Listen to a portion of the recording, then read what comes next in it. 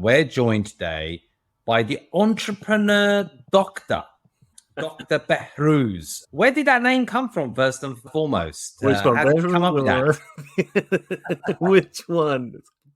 The entrepreneur's doctor. I love it. Thank you. No, it literally it didn't take a lot of thinking. It was about 3 years ago, 2020, when I was launching this business, and I knew who I wanted to help, and I knew what I offer and who I am. I'm like, okay, I'm the entrepreneur's doctor. What else can I say? So it's so descriptive, right? Yeah, it's great. So a little bit about Dr. Behrooz. He's not just a one eminent university trained professional, but a two eminent university trained professional, namely Harvard and Oxford trained preventive medicine physician who's dedicated his life to improving the health of the population. However, as he's stated to me, that in 2020, you actually succumbed to burnout yourself. Is that right? Yeah. Doctors don't know how to look after themselves, Johnny. It's so true, because so many people that I speak to within, say, the NHS, for those who are of an international audience, we have what's called the NHS, the National Health System. It was created around 1945. And doctors are working like ridiculous hours, sometimes not even having enough time to have something to eat or even go to do the basic functions of going for a week, because they're just like non-stop on call. So it doesn't surprise me, because burnout is a massive thing across major cities, across certain professions, with entrepreneurs as well. And is that what prompted you to do your new audio book, which is titled, I love it, the title, by the way, A Happy Life. Have we got it all wrong about work, health, and love? You know what, Johnny? So first of all, thanks for inviting me on. It's such a pleasure. And I've been watching and listening to your previous guests, and wow, Mars Jobrani and Omid Jalili. So this is just a true honor. 3 years ago, when I burnt out, I went onto a journey that I didn't even know I'm going on to. I thought, okay, this is it. This is a monumental moment in my life where everything changes going forward. And I know exactly what I'm going to do so as not to burn out again. But how wrong was I? This was just the beginning of a huge learning curve that for me has been more of a learning curve and more impactful than Harvard and Oxford combined. To cut a long story short, I went into this thinking, okay, I'm going to help scale my impact, help more people in terms of population health. That's my specialty in preventive medicine. And I'll do that by helping entrepreneurs who turn ideas into reality. They actually take action rather than just thinking. They take action, create solutions, products, services that can actually help us. We've seen a lot of that over the hundreds and centuries, really. Entrepreneurs have created everything we know. And how can I do it? By helping them. But to fast track to the end of the story, I felt like I haven't actually helped myself throughout all of this 3-year journey. And without helping myself, it's this oxygen mask, helping yourself first before you help anyone else. I got to a point about a year ago where I felt, actually, no, I saw my son, who's only 7, starting to show signs that reminded me of me when I was a child. And I was thinking, oh my God, if he goes down this trajectory, and in the school system, we're all taught to have amazing jobs and careers, and we forget what life is all about at the end of the day. So what I didn't want is for him to go down this same path that I've been on, and many others, I'm sure a lot of the audience have been on and are still on. What can I write for him so as not to fall into this trap? Not for him at the age of 7, but for him to read later in his late teens and choosing a career, for example. But what happened, and I'll keep this short, what happened surprised me. As I was writing, it's a spiritual journey when you're writing. I don't know if you experienced that when you were writing your book, but you uncover something. I hated it. I want to hear. I'm not a writer, but yeah, go ahead. Likewise, and this is an audiobook. It turned out to be a book that I needed for me rather than for anyone else, including my son. And I'll pause there. So at the end of the day, it's a book about the formula for happiness is completely the wrong way around. Interesting. Let's unpack that. Sure. Firstly, when you hit burnout, what were the signs that you knew that actually this is not just me feeling tired, I'm actually in that red zone of a proper burnout?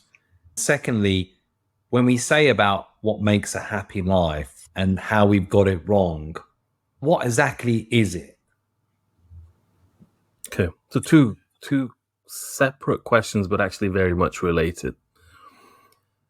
So I'll go specifically into the burnout phase, which happens to so many of us. It's very common, but there's varying degrees of severity. For me, it began with fatigue, exhaustion, combined with that stress and fear about the unknown. It was right during the pandemic. It was early stages of the pandemic. And to put some context into it, the pandemic was just it was the tip of the iceberg. Those last few years preceding the pandemic, my son was born prematurely, which was a stressful experience. My dad got terminal cancer, and it was a really hard year. I finished my training. I had to find a job all in the midst of all of this going on. So moved country 2 times, moved home 3 times, all in the span of 2-3 short years. So when the pandemic hit, there was really my petrol tank was empty. And those hours just turned into not only fatigue, but to the point where, and you asked about the signs, I hated everything about my job, even though this was something I dedicated 2-3 decades to. I was angry. I was irritable. I was just miserable. Like, empty is the easy, simple word to describe it. I just couldn't move. And I remember it was a hot summer, actually around this time of year. I can't remember the exact date. My son was 4, and he stepped into this very room, and I was dead. Like, literally, I was just dead. And he just looks at me as if I honestly felt like, I'm not religious in any way whatsoever, but I felt like my dad was speaking through him, because a 4-year-old doesn't speak like that. He was literally just looking at me and saying, "It's going to be okay. Just slow down. Just leave this job." He even said, "Leave this job." And I took his career advice. I'm back in that job in a part-time role. Having said that, it was a really dark time. So I can pause there or segue into the second question you had. Yeah, it sounds like you went through a multitude of events in a very short time frame, because what affects you in your personal life has a big effect in your professional life and vis-a-vis. And for so many of us, we're on autopilot a lot, especially if you live in a major capital where you move from one thing to another. And coming to terms with being a dad, which is one of the greatest things that could happen to anyone, but it can be stressful as well.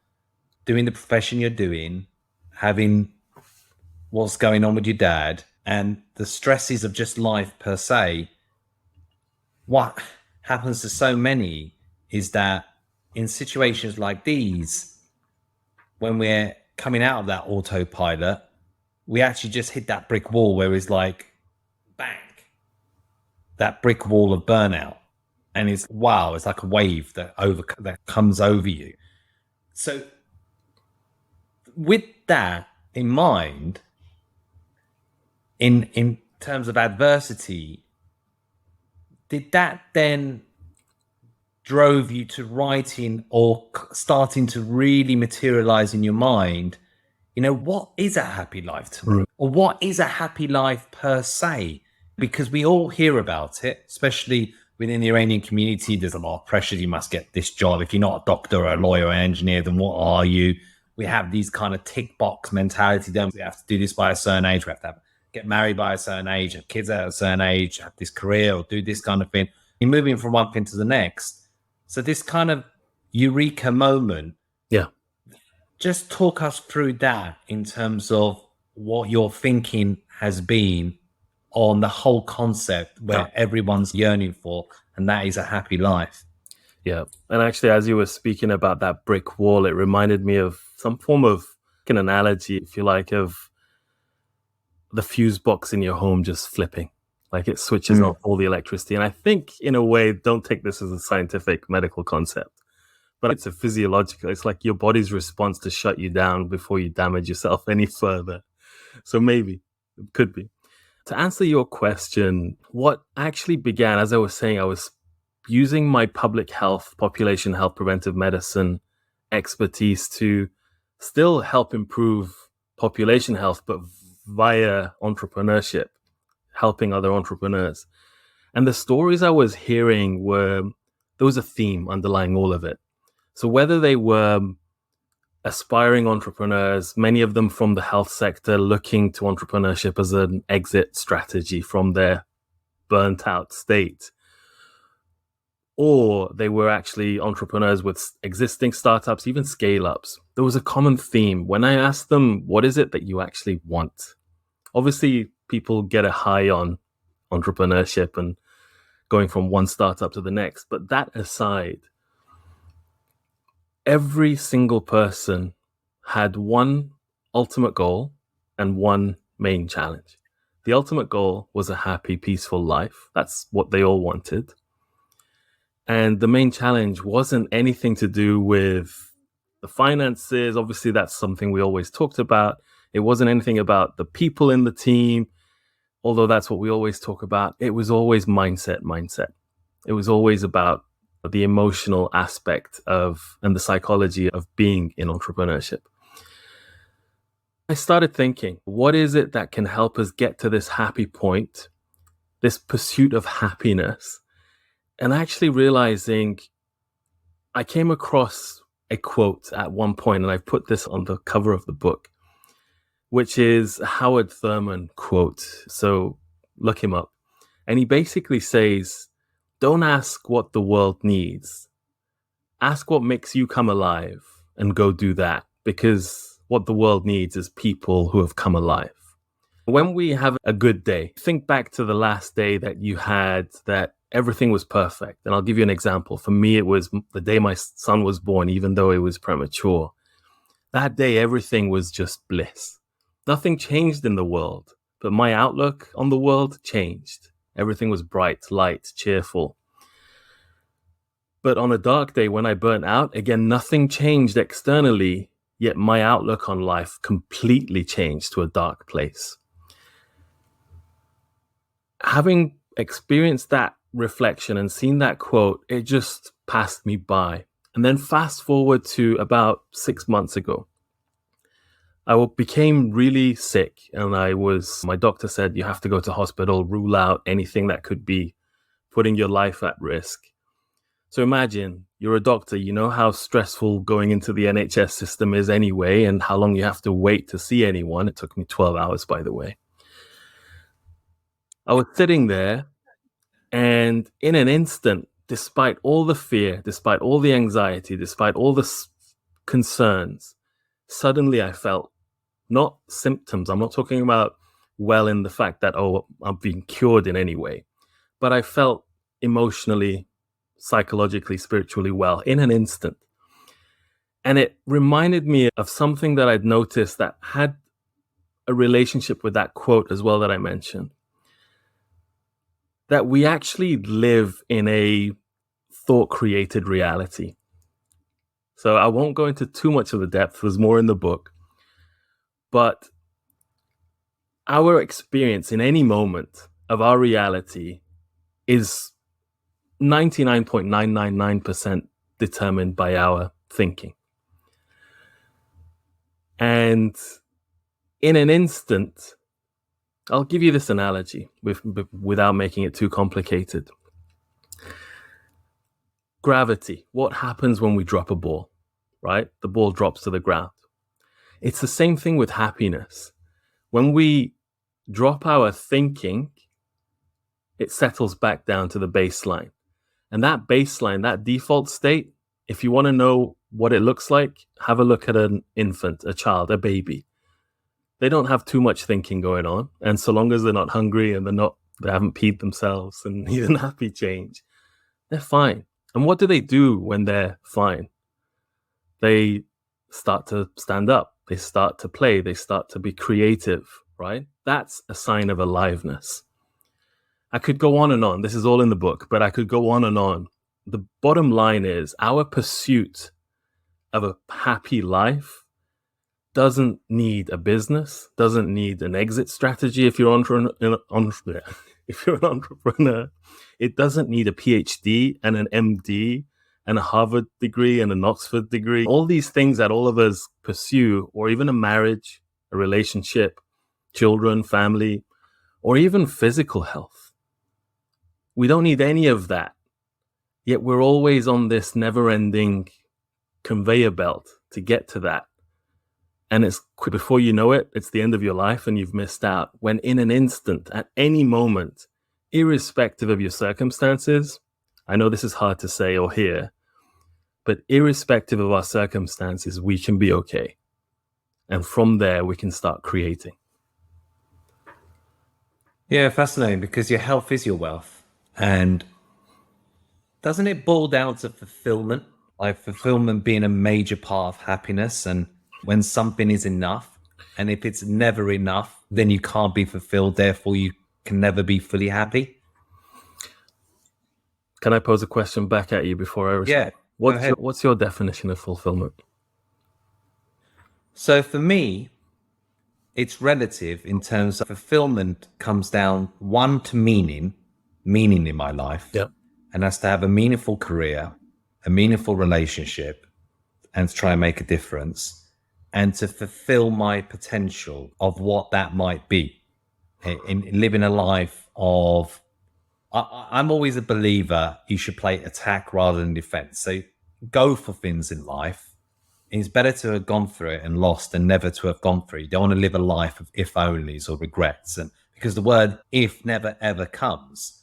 So it boils down to having what I would describe the ultimate success is to have a meaningful life, but a meaningful life that's fulfilled both professionally and personally. Yeah. And you feel like you fulfilled your own capabilities.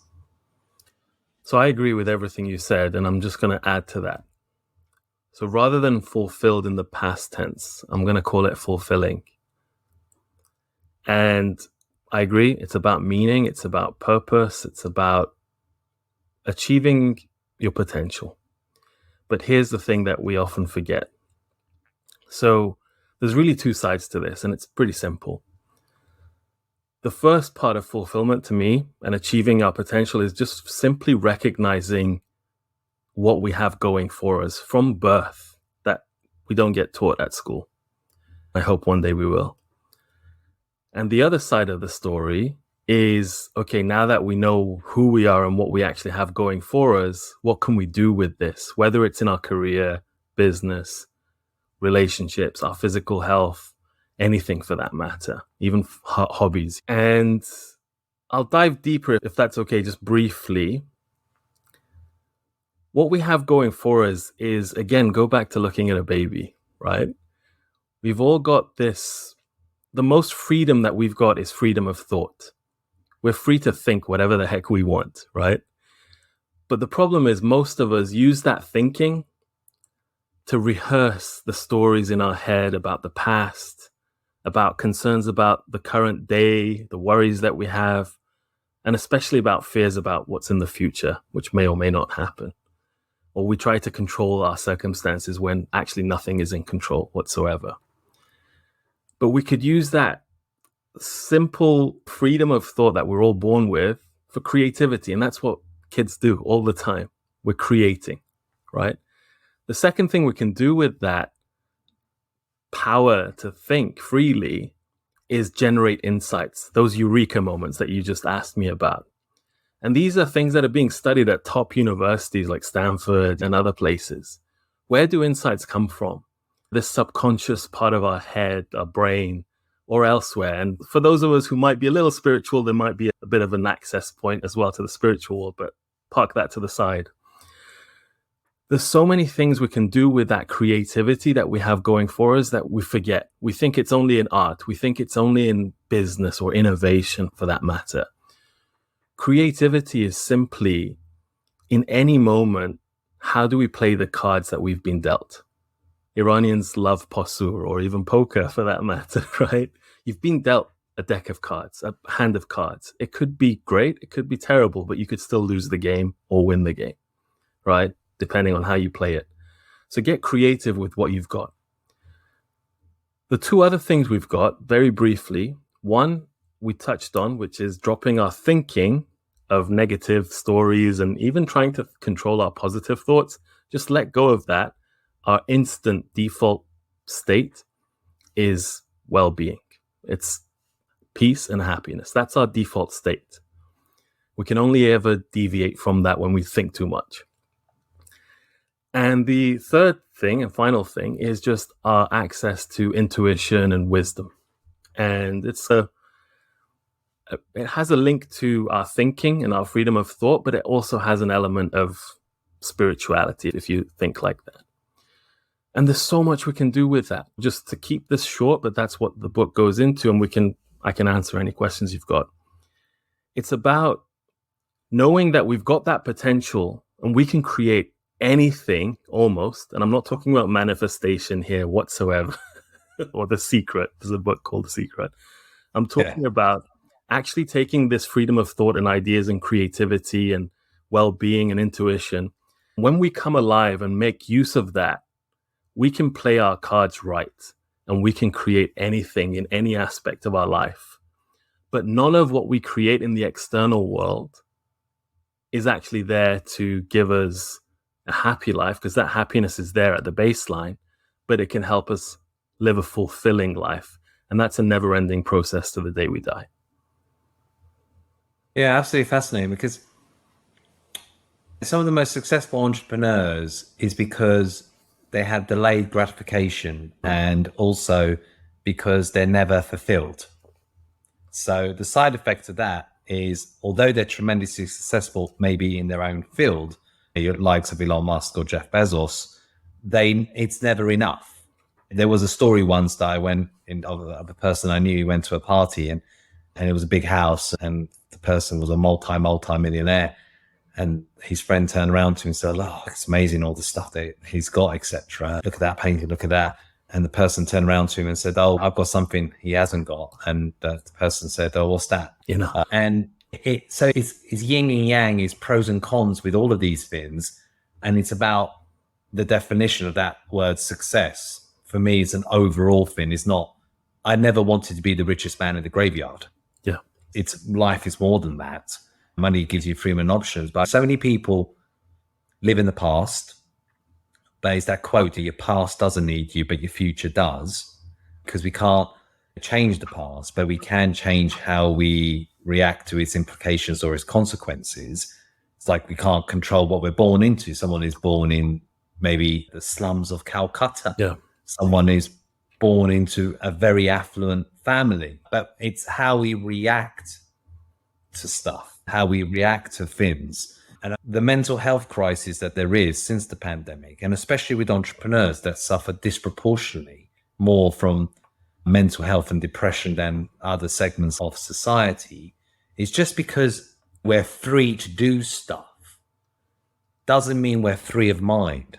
Yeah. And a lot of people can be a prisoner of their own minds. Although we have freedom of thought, what thoughts are they? Are they perpetual self-sabotage? Yeah. An inner critic just gnawing away at you, that you're not good enough, that trauma that constantly gets you. So why is it, when we unpack that all together as being the entrepreneur's doctor, that a lot of people, they think, yeah, I want to be an entrepreneur because the La Dolce Vita, I'll have control of my own destiny and it's great and it's this and that. But they don't realize there's so much pain that goes with entrepreneurialism in order to be something or to make a life of it. Why do you think that entrepreneurs do suffer disproportionately on average more when it comes to depression and mental health? Sure. There's two sides to that response. Just to begin with, just to touch on what attracts people to entrepreneurship. And without overcomplicating it, to me, entrepreneurship is not just business, it's entrepreneurial thinking. But that for another day. In terms of entrepreneurship, people get sucked into that world, as you described. I need more, it's never enough. But as Walt Disney has got a great quote, he says, it's fun doing the impossible. And those entrepreneurs, there's different scales of entrepreneurship, but the names you gave examples to, like Elon Musk and Jeff Bezos, they're a breed of their own, right? And they love the game. But it doesn't mean that they don't have stress. We all have stress. We have ups and downs. In my PhD thesis, I've got it somewhere there.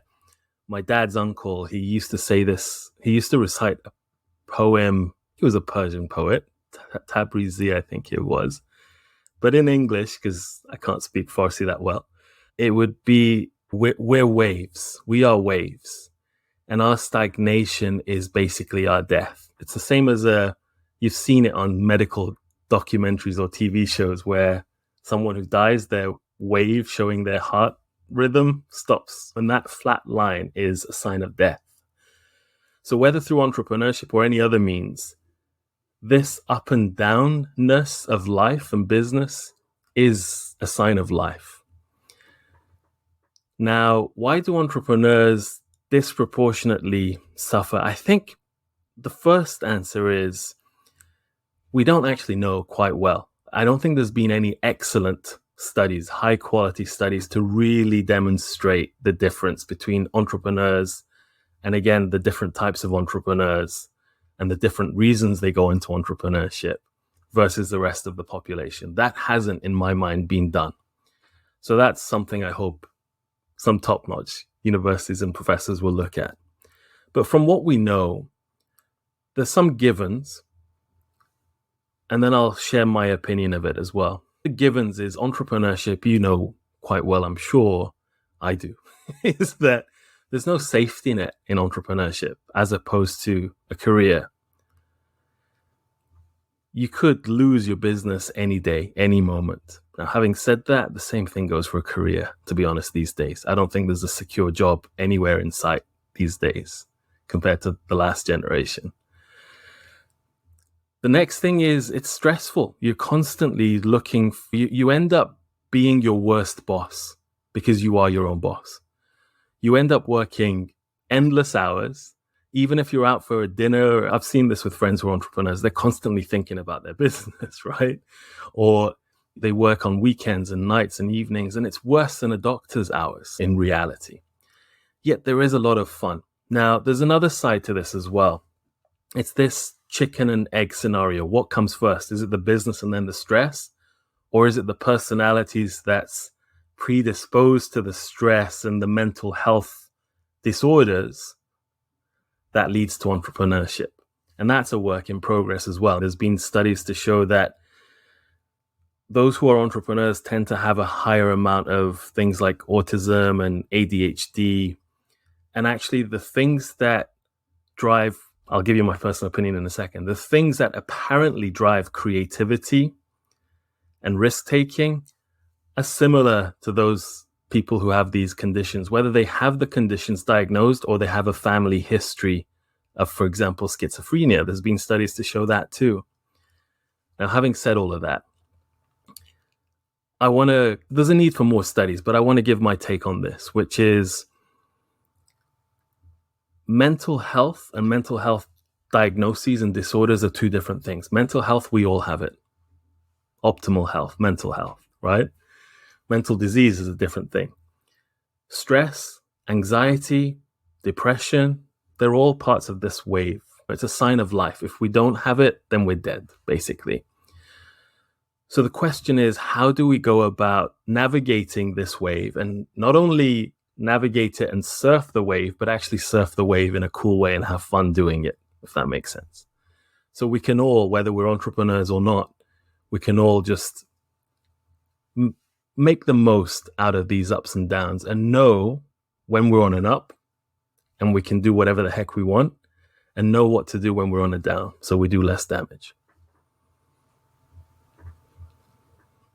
Really fascinating. It made me think, it's so true what you said with entrepreneurs and the hours, the sacrifices, the days, that people don't see what goes on behind the entrepreneur, behind the business. And I can relate to that you work around the clock, everything else. You try to manage everything, try to be a good dad, provider, someone who running a business, try to have a life as well. Yeah. But it becomes like your own baby as well in its own form. It's different types of people going into entrepreneurship. One type of person wants to treat it as a lifestyle business, and the second wants to grow something, become something big in terms of its mission or purpose or where it goes.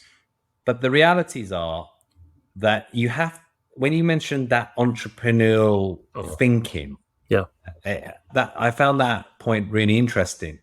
Do you mean in terms of being somewhat of a maverick, or do you mean in terms of the way they look at the world or how they deal with stuff in terms of resilience or the way how they operate? What did you actually mean by entrepreneurial thinking? So if you hear nothing else, the key message I want to share with that is that we need more entrepreneurial thinking all the way from childhood. Now, what do I mean by that? Let's take just the typical entrepreneur that we think of. They take an idea. It may not be their idea. They may go to someone who's an innovator, comes up with a new idea. What an entrepreneur does is takes that idea and brings it to life, right? For the sake of what? For the sake of a return on their investment of time and resources. And most entrepreneurs, they actually want to, I was about to say something, but I'm going to take it back and say it this way. The only way you're going to get a return on investment and actually scale this business is if you create something that actually has some value, actually has an impact on the person, your customer at the end of the day, right? We could start debating, judging what value means to different people, but that's a different matter. At the end of the day, that's what you're doing. Investing your time and resources to get a return on your investment, bringing an idea to life. And then you go to the next. That's what a serial entrepreneur does. Now, in terms of entrepreneurial thinking, it's the same thing, but it doesn't have to be measured by money, right? It's about seeing ideas, seeing problems that we love to see, seeing issues that are real issues, that we have an idea of our own or someone else's that we can then bring to life and actually help solve that problem and add value to people's lives, make an impact. And that's all I mean by entrepreneurial thinking. It's having the eyes, having the skills to ask the right question, to be creative. And I'll finish up on a point there, to be able to see problems for what they are, know which problems are not real and they're just thought created, and know what problems are actually worth solving, and then actually solve them and create a better world. That's my ultimate goal. And I know this sounds cheesy. Apart from a happy life for myself, which we all want that, I'm a public health doctor. So my number one goal, my number one metric is to improve population health and well-being. And I can do that in a number of ways. So if I can get everyone to be part of this movement to improve the health and well-being of the world, that's my job done. If not for us, for the next generation. And it all starts from where we come from rather than what we actually create. So it's not about fulfillment in the past tense. It's about noticing how we actually live from moment to moment, how we come alive, going back to that Howard Thurman quote. Because when we come alive, anything we create, any problem we see, plays out differently. There's a different quality to what we cook up, if that makes sense. So if we can all come alive and actually see problems for what they are, ask the right questions, gather a team together and actually help create solutions for these things, starting from our own backyard, starting from our own home. Doesn't matter about the rest of the world, but starting close to home. And then if you have the ability to expand out, then the world will be slightly better in the next generation, if not more. Yeah. Do you think entrepreneurs are born or made? I've reflected on this so many times, and it reminds me of a question that I had when I was a student in Boston. The question was, are leaders born or made?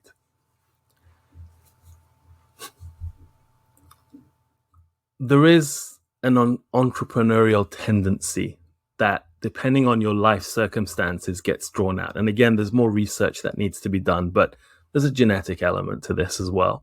Your appetite for risk. There's a hormonal element, testosterone, for example, and a desire to take risks, to grow. These are all there, and your environment nurtures or puts to sleep that genetic tendency. Now, having said that, entrepreneurial thinking is something we can nurture, and I use the word nurture rather than teach, everyone from childhood. I think we all need to see problems for what they are, because a lot of the problems, especially in health, they're not in the healthcare sector, they're societal. So we all need to play our part. Now, to answer your question specifically, and in a simple way, I use the word nurture because it goes back to those innate things we have going for us from birth, which is freedom of thought. Again, how you use that is a key point, and that creativity. And when we use that from that place of well-being and wisdom and intuition, I think we're all entrepreneurs. Depends how we use it.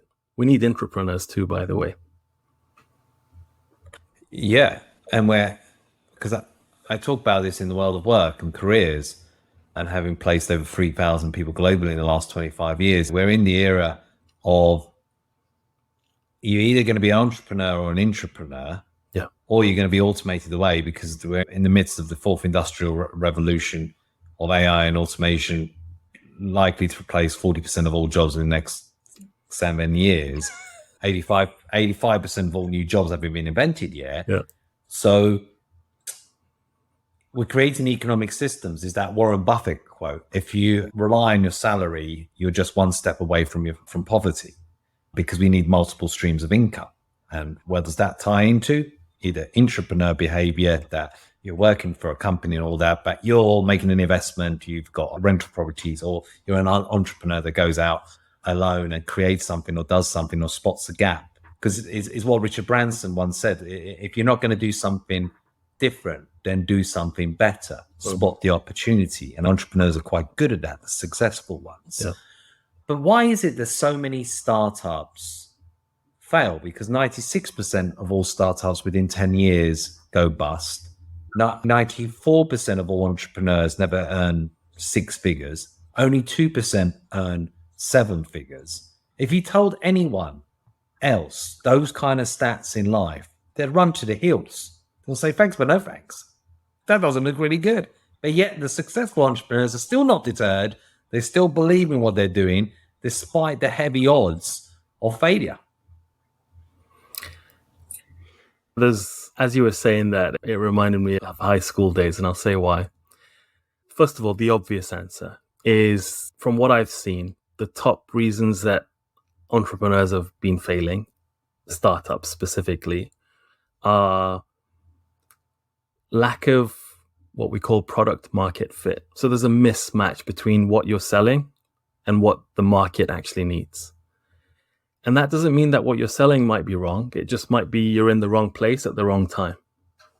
That could be as simple as that. A simple tweak could be all you need to thrive. Another one that I've seen commonly, and I'll only say 3 for now, are obviously lack of resources. Funding, investment is a huge problem for most people, most startups, and having that runway to take you to the next stage of investment. And the third one I would say is co-founder issues and issues with the initial startup team. And as the startup then expands to become less of a startup culture and more of an organization, then what the traits, the personalities, the relationships that got them to that point aren't the same that they need to thrive as an organization. So there's an obvious answer, and then there's a slightly more nuanced answer to that of why startups fail. The obvious one is that, and I'll give you top 3 reasons that I've seen. Number 1 is a lack of, and by the way, these are not in any particular order. One is that what you're selling, whether it's a product or service, isn't ready for the market or isn't a match to the market. We call this product market fit. And sometimes all you need is a slight tweak in your offer or the timing of your offer or the location of your offer to get that match. It's like a hand and glove analogy. Another one I've seen is the obvious one, which is, okay, we don't have enough investment. We don't have enough funding to take our idea to the next stage. A third one is co-founder issues. And specifically, it could be as simple as just relationship issues between two people. Imagine how much we date someone before we get married, depending on the culture. But there's something that goes into marriage, right? And a healthy relationship. I know quite a lot of co-founders that just get into bed with each other in terms of an analogy. They get into business together without really knowing each other really that well. And they get into problems. Relationship issues show up there. But one specific thing I've noticed in the team dynamics is that the traits, the characteristics, the behaviors that get these entrepreneurs, the startup team, to the point of starting to grow and become a scale up, they're not necessarily the same traits that will help them then grow. They need a different set of principles and practices to help them grow. And sometimes they fail there as well if they're not careful. But one of the things that often people fail at is not, and these are business terms, but I'll just share them for those who might understand these terms, and I think you'll know exactly what I mean. So it's not about product market fit or even problem solution fit, but it's actually venture entrepreneur fit. And I shared this once on LinkedIn, and the founder of Netflix picked up on it and he said, yes, I agree. I've got a screenshot of that. I'm really proud of that moment. And is the venture that you're on, is the type of business, the business model that you're on, aligned with who you are so that you actually thrive? Otherwise, you're going to fail. There's going to be a mismatch. Same applies to our career for that matter. But the nuanced answer to your question is, by definition, a startup is a scientific experiment. It's a business experiment. And it's got to fail. The good ones need to rise up to the top. Yeah, some people would say, oh, failure is a mindset thing. You either treat failures as the road to eventual success, that it's the entrepreneurs that make it, they see failure as a lesson. They see it as a lesson in life that they learn from, rather than a mistake which crushes them. A lot of people, is that quote, fear kills more dreams than failure ever could. And those that become successful understand that they will have a lot of failures along the journey, but their successes eventually will far outweigh any failures had. And it's been a positive learning curve for them, because each part of that failure led to that ultimate success. It's, for example, with sporting stars, what do they remember more? Their wins or their losses? They remember, generally speaking, more their losses. Because why? It hurt. And when it hurts, you pay attention. And when you pay attention, it registers. And a lot of people, the reason they go in vicious cycles is that either they haven't paid attention or the pain hasn't been great enough to stop and learn from it. So they habitually keep going around those cycles and repeat those vicious kind of thing around and round again. Is that insanity quote from Einstein. Yeah, do the same thing again and again, which is fundamentally wrong, and yeah, expect the different results. What do you think when it comes to the kind of mindset you alluded to it? We spoke about entrepreneurial thinking. That I've said before in content pieces, 80% of life is mindset. And that has a large degree to what makes entrepreneurs successful. And in the end, is it a case that successful entrepreneurs just have really good timing? And also you need that important missing ingredient is something called luck. There's that saying, don't give me good generals, give me lucky generals. Wow, so much to unpack there, Johnny. And I'll hope to remember just to unpack a couple of them at least, because they're all great points. You talked about a cycle, and this is something that I share in the book as well. So let me summarize it now. The starting point, the analogy that I use is a rocket launch, right? So everyone's talking about SpaceX these days and NASA, which I used to love as a child too. But the first thing we need to do to get into this world of business or entrepreneurship or career or relationships or health for that matter is to come alive. And that launches our rocket into space. Some of the things that a lot of people struggle with, and you may see this as well with your clients and careers, for example, is that they're afraid of what if this decision was wrong or it becomes wrong and we go down the wrong path. And it's the same in entrepreneurship as well. The problem with that is that they see it as a linear journey from point A to point B. Whereas the analogy that I use, it's like a rocket going into space and orbiting the Earth multiple times, right? And one leads to the next. Obviously, the way you described it is if you don't learn from your orbits around the Earth, you're just going to go into a vicious loop. But the way we can actually make this fulfilling and impactful is to come alive, first of all. So we have that instant connection with well-being and wisdom and creativity, and then orbit the Earth and learn from each cycle. And the 7 points around this, but just the first and the last I'll highlight here. Once we come alive and become tuned into our insights, that's the starting point of this cycle. And these insights are basically these eureka moments, these aha moments, which can be quite subtle oftentimes. It's the things we notice when we go for a shower or go for a run and we're like, wait a minute, right? Nothing changes, but that instant moment, your trajectory shifts ever so slightly. And if you follow that path, it takes you into a completely different endpoint. And that insight leads to a vision of what you want to create. And again, this is business or anything for that matter. Leads to a vision, to purpose, to actually inspiring yourself and others to join you on this mission, to then implementation of this vision, and then to actually impact. And everything you learn around this loop up to the point of impact generates more insights and feeds into the next group. So we're on this never-ending iterative process around the Earth, and that's a healthy thing. Now, you asked a follow-up question, and I've forgotten what it was. So can you remind me, please, Johnny? Speaking about 80% of entrepreneurs' is minds, 8% of life is mindset. And we've spoken about how entrepreneurial thinking and the way you're looking at things and how you deal with stuff. But isn't it that successful entrepreneurs just have good timing? Yeah. And you need that missing ingredient called luck in life. Yeah. Absolutely.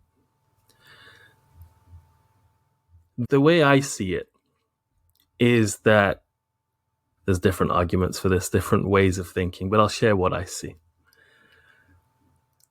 There is always a suspicion that there is an element of fate in all of this and everything's predetermined, but I'm going to ignore that suspicion that I have because I can't prove it. But without a doubt, everything that I've followed, reflecting on, this is not a scientific experiment. It's not a peer-reviewed publication that I'm sharing with you. It's just my experience. When I reflect back, any decision that I've made in life that has being aligned with who I am at the core, at least who I think I am, and it's given me a good feeling.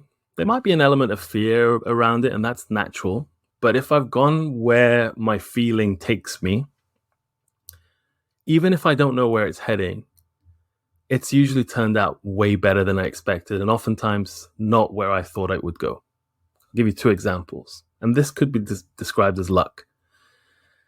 And I'll give you 2 examples that have nothing to do with business, right? But they apply to business too. Let's take a dark time, a burnout phase, a divorce, a loss of a loved one, stress at work, a disaster in your life, basically. At that moment in time, we're not thinking straight. And if we make any decisions, they usually turn out not to be the best decisions. So it could be luck or anything. Luck will pass us by, we'll miss it. Right? But when we've come alive and we're acting from that happy natural state. We're wide alert. And if we follow that path of what feels right in the moment, and we're guided by our sense of intuition, insight, but also reality checks and common sense, it takes us in the right path. 2 examples, very briefly. One was in early 2000s, 20 years ago. I had this desire to go to Cyprus. My parents had retired, they'd moved there. And I said, okay, I'm going to go there.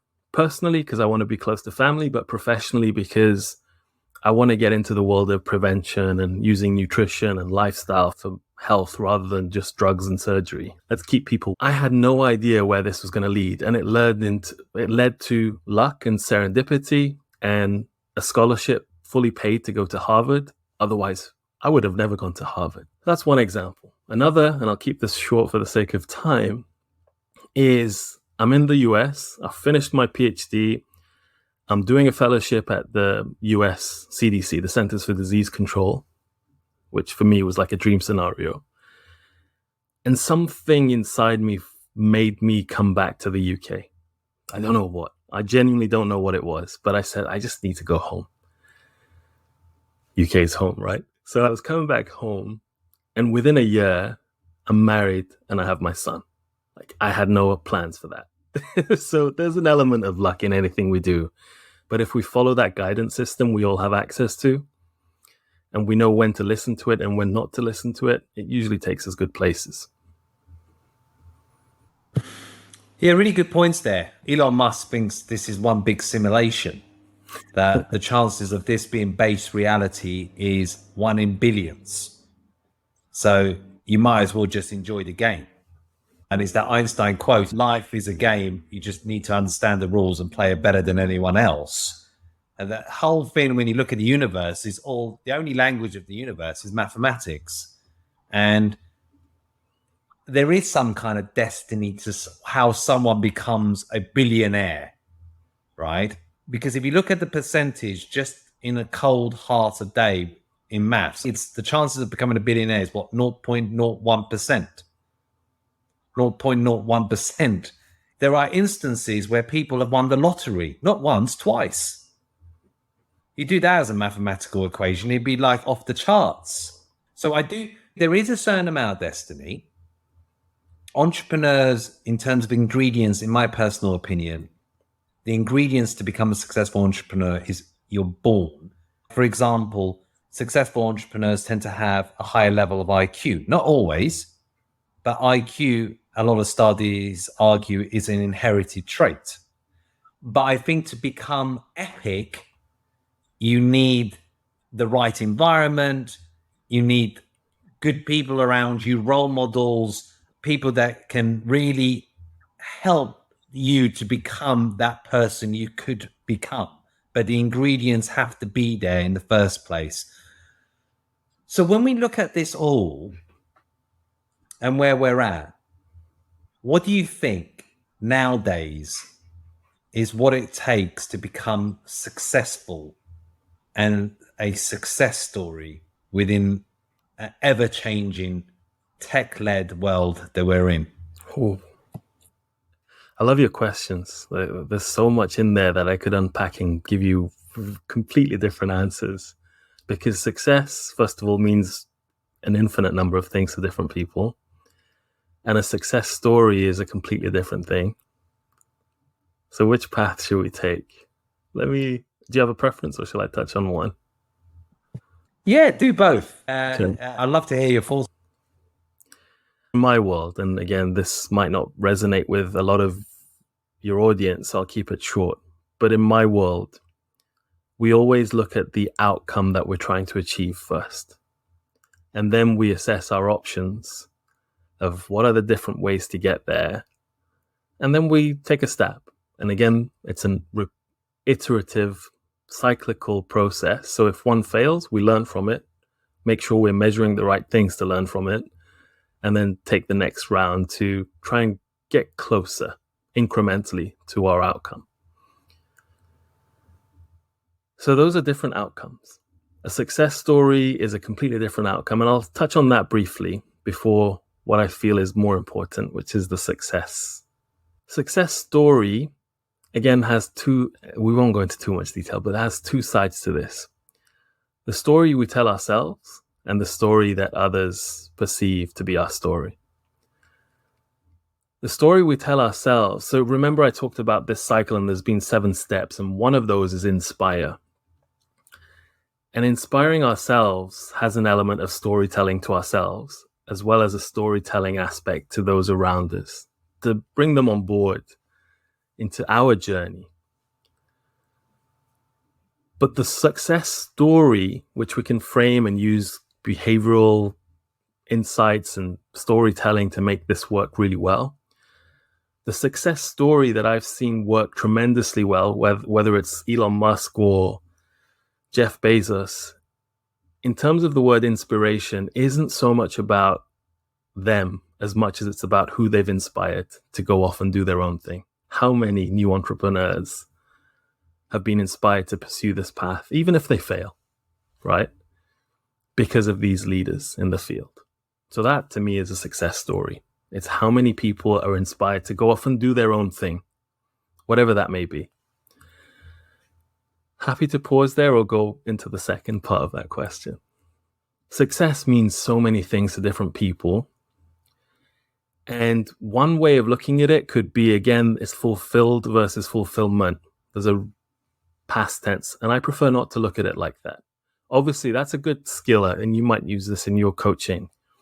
One of the questions I ask clients is, if today's your last day and you're on your deathbed, what's the story you want to tell? Or alternatively, what do you want the epitaph on your gravestone to read? What do you want people to remember you by? That's a nice way of thinking of it. However, that's success to me in a way. But true success to me, as a fixed outcome, has multiple ways of getting there. But the two kind of pillars, irrespective of what they look like, the two pillars as the foundation beneath them is, one, let's notice what we have going for us from birth and make use of it, those things that I mentioned at the beginning. And then let's use those capabilities that we have to actually play the game of life, whether it's a business, a career, physical health, mental health, or anything we do, relationships, professional or romantic. Let's play the game of life from that place. And so long as you have noticed how we are living from moment to moment and how we can experience life independent of these circumstances, and we can be well and happy independent of these circumstances. And then from there, use that freedom of thought to, instead of bring us down and carry a heavy backpack on us climbing up this mountain, let's free ourselves from that and take that reserve, that capacity we have to think, and put it into creativity, and let's go out and have some fun. That's my sense of success. No, I agree, because although the likes of, we spoke about them quite a few times, Jeff Bezos and Elon Musk, they've been tremendously successful in their field and have made a profound difference with the world in what they've done. There's been a consequence to that. There's been a side effect to that. And they haven't always been successful in their personal lives. Yeah. Because I think when you reach that level of success, something's got to give. Because you've got to be quite selfish and you have to sacrifice a lot to reach that dizzy high because of the kind of forces that are out there, competition, making things work, not making it work, the amount of stuff that you need to do. And there is that whole saying that people say, the harder you work, the luckier you are. If that was true, then nurses and cleaners would be the richest people on earth. Yeah. That's just a myth. It's, in my opinion, it's about putting yourself in more situations of opportunity. So it's like tennis, right? Where you create break points in games. So if you can do enough opportunities where you're creating break points, the law of averages will tell you that one of those break points you're going to convert. And the thing is, a lot of people, when it comes to opportunity, because that's what we all want, opportunity, is that you might only get one big one. But you've got to recognize it and you've got to go for it rather than think there'll be another one down the line. And knowing when you've actually got it as well and you've reached it. But that kind of, I agree with everything you said. I think just one addition that I would add to it for now would be recognizing when you've had success. I'll give you one example. I had everything that at the time I ever wanted when I moved to Cyprus, and I was living the dream in the Mediterranean by the beach, having Mediterranean food and living the Shirazi dream. We didn't talk about Iran at all today. I was born in Shiraz, and that's like the land of relaxing and having siestas all the time. All jokes aside, we do work hard too. And Cyprus is perfect for that. Anyway, I had everything that I thought I wanted, but it wasn't enough. Keyword, enough. And it's not just this negative term or definition of enough, but actually we're born to create, we're born to grow. And if we stop growing in any aspect, I'm not just talking about financial or I've been growing physically, but in any aspect. But if we stop growing and nurturing our spirit, then it's a kind of a stagnation, and it's a sign of we've lost it a little bit. So we can always grow, even if it's just spirituality. That's great too. I hope I answered your question, but in terms of this holistic outlook on life and being perfect in every aspect of your life. Oops, sorry, bear with me. Sorry about that. Can you edit this bit out? I'll just switch off my alarm. I think we went a bit longer and I had alarms going on. Bear with me. Okay. About that holistic view of life, there's various exercises in coaching too. You're probably aware of these, where there's this like wheel of life and how much have you filled out each of the parameters of your life and how nice and circular is that life. But as this is an incremental game, so when we might start off by reflecting on this, I think just the fact that we're reflecting on this is a success story in itself. And when you get there and that some elements are not optimal, let's say we're just judging here just for the sake of an exercise and a chat here, but let's say Elon Musk is doing amazing things in his business, but maybe has struggles in his personal life. First of all, we don't know that for a fact, but assuming he does, or assuming you and I do, we just look at that, we reflect and see what we need to do to incrementally improve it. And so long as we're in this reflective game of assessing things, not to put ourselves down, but just to have a better experience of life and improve the things we want to, that's perfect. I will just add a final point to that. One of the things, and I mentioned this at the beginning, one of the things we often forget is what is it we ultimately want? And most people, as I said, that I've been speaking to just want a happy, peaceful life. Now, that can be defined in a infinite number of ways. Some people are thriving because they are in the game of serial entrepreneurship and innovation. Some are thriving because they're in the health sector, treating and curing people. Now, so long as we just know that we don't need to do these things to have a happy, peaceful life, that we can be instantly well, reminding ourselves of that experience I had in hospital. Think of Nelson Mandela in a jail for all these years. You can still be okay, play your cards, and you might not get out of jail, but at least you have a better experience while you're there. Independent of your circumstances, you can still have an okay experience and connect to that sense of well-being and creativity. And then just go out and play the game, not for the pursuit of health and happiness, but from a place of health and happiness. Go out and play that game, because that's what the world needs.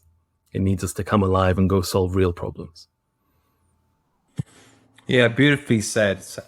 And I would add, for me, fundamentally, life is about knowing more, becoming better. And the day we stop. Thank you ever so much for all your time. It's been so impactful and insightful.